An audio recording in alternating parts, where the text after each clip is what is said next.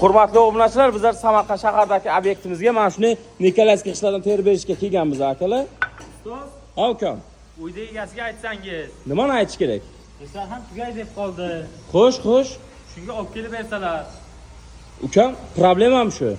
Hozir men o'zim shestiga hal qilib qo'yaman. Uydagilarni bunaqa Melichovka ishlagan vaqtlari ham yo'q, ularni ovora qilish kerak emas. Hozir men senga bir zil mana shu qishdan olib kelib beraman. Sen gazni bosib bu yerda ketdim men.